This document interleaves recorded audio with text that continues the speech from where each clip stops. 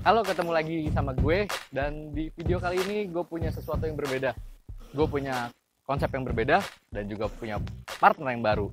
Ini dia partner baru gue, namanya Reno. Dan welcome to Garasi Online.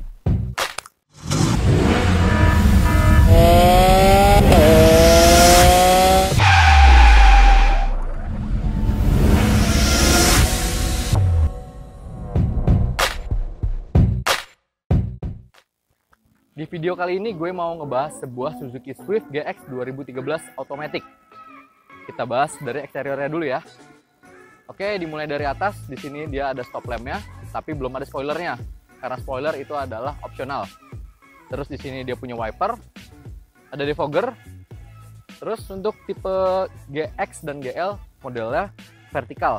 Kalau yang GS dan yang Sport lampu sennya. Terus di sini ada emblem Suzuki, S, GX dan Swift. Terus di sini ada sensor mundur. Ini nggak tahu standarnya Suzuki atau emang dipasang sama pemilik sebelumnya.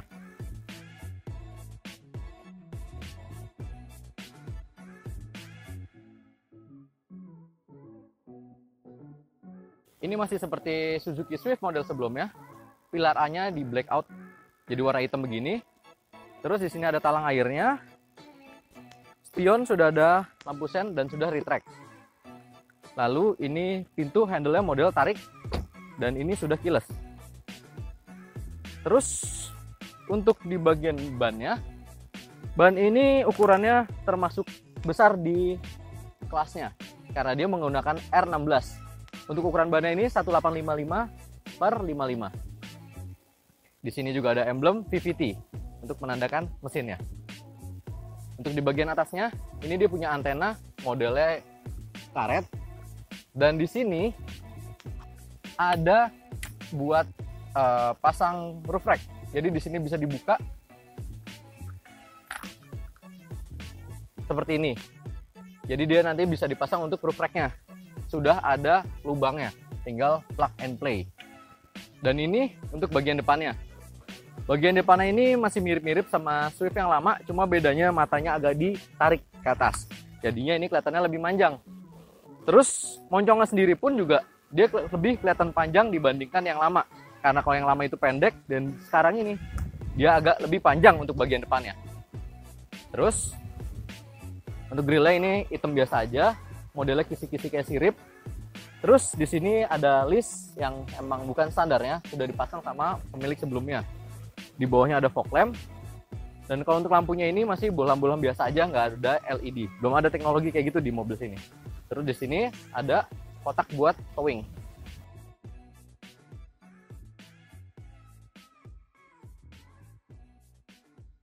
Ini mesinnya 1372 cc, dinginapin jadi 1400 cc.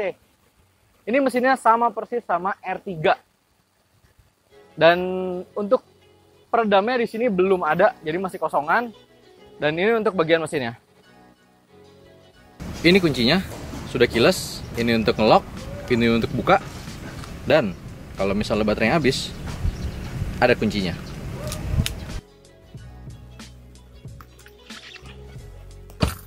Dan sekarang kita udah ada di dalam interior Suzuki Swift. Jangan kaget lihat interiornya karena ini sama persis sama R3. Bisa dibilang hampir nggak ada bedanya, walaupun sebenarnya ada sedikit bedanya. Bedanya yang mencolok dengan R3 adalah warnanya. Kalau R3 warnanya beige, ini warnanya black semuanya, full black. Dan untuk perbedaannya sendiri dari R3 adalah di kisi-kisi AC sebelah kiri dia punya cup holder, sedangkan kalau di sini dia nggak punya. Terus untuk AC-nya ini sudah digital, sedangkan kalau R3 dia masih pakai knob. Terus di sini ada engine start stop, sedangkan kalau di R3 dia masih pakai kunci. So far itu aja sih kayaknya bedanya sama R3, antara R3 dan Suzuki Swift. Oke, sekarang kita bahas satu-satu. Untuk di spion. Di spion ini dia sudah ada night ND-nya, walaupun dia masih manual. Terus untuk di atas ini, di bagian driver sudah ada kaca, dan di sini juga sudah ada kaca di bagian penumpangnya. Terus di sisi door trim, di sini dia sudah auto hanya di driver aja. Hanya auto turun Tapi kalau up-nya harus tetap ditarik. Terus di sini seperti tadi yang sudah dijelaskan, di sini dia sudah retract. Terus di sini untuk pengatur spionnya ada kunci, dan untuk kunci kaca. Di bagian sini dia hanya ada tombol fog lamp, walaupun di sini ada 4 slot, tapi 3 slot ini kosong. Di sini ada hazard, dan ini untuk head unitnya dia di sini ada radio, ada CD, ada aux, tapi ini aux adalah tambahan, jadi harus beli kabel dulu dan dipasang ke belakangnya. Tapi kalau untuk standarnya sendiri aux ini sebenarnya nggak ada. Ada EM, ini radio dangdut biasanya. Terus di sini ada USB, tapi di sini juga belum ada Bluetooth-nya. Dan seperti yang tadi saya bilang, AC-nya sudah digital, sudah bukan knop-knop lagi. Di sini ada defogger untuk di belakang, untuk isi udara luar dan dalam. Di sini ada port charger. Lalu di sini ada laci kecil, di sini ada cup holder kecil, dan di sini ada transmisi. Di sini ada rem tangan, dan di sini ada cup holder 1, dan jika dibuka lagi dia ada 2 cup holder jadinya.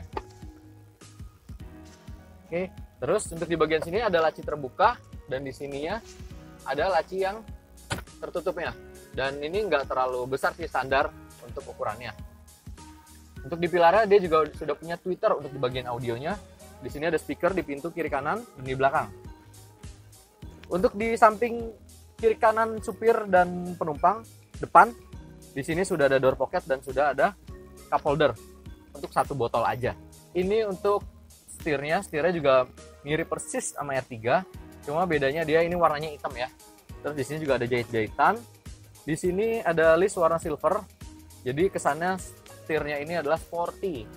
Terus di sini juga ada tombol untuk audio. Nah, terus kalau untuk tuas-tuasnya di sini ada tuas lampu jauh, lampu dekat, lampu sen.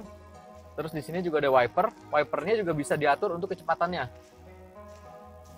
Lanjut terus ke bagian speedometer.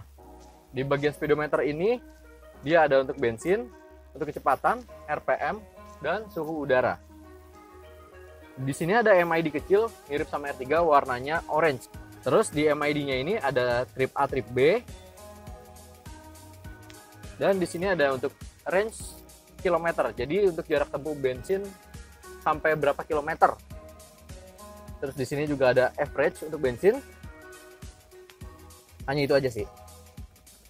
Untuk jok bagian driver, dia bisa untuk reclining dan juga bisa naik turun. Tapi ini hanya untuk di bagian drivernya aja. Kalau untuk di bagian sini, dia cuma bisa untuk reclining aja. Oh ya, dan ini untuk joknya sudah dikulitin sama pemilik sebelumnya. Tapi ini busanya empuk banget. Ini seperti R3, mirip percis.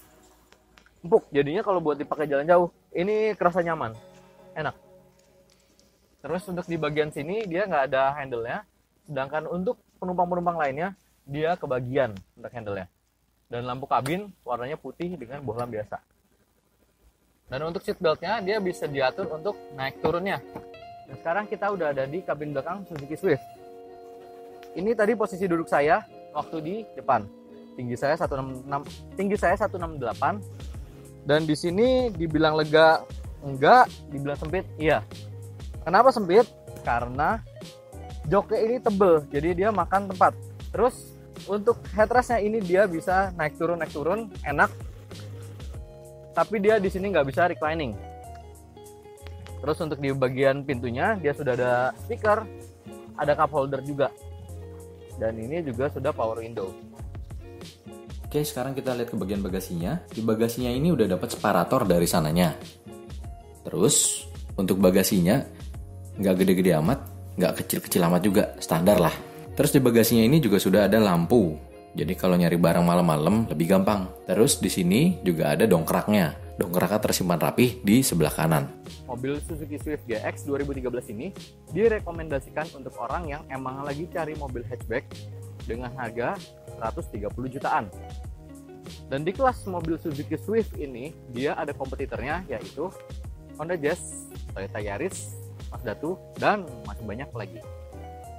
Dan yang terakhir untuk pajak mobil ini ada di angka 3 jutaan. Harga yang standar untuk mobil sekelas ini.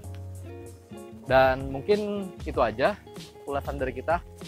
Sampai jumpa lagi di video-video kita yang lainnya. Jangan lupa like, subscribe, dan komen di bawah. Oke, thank you.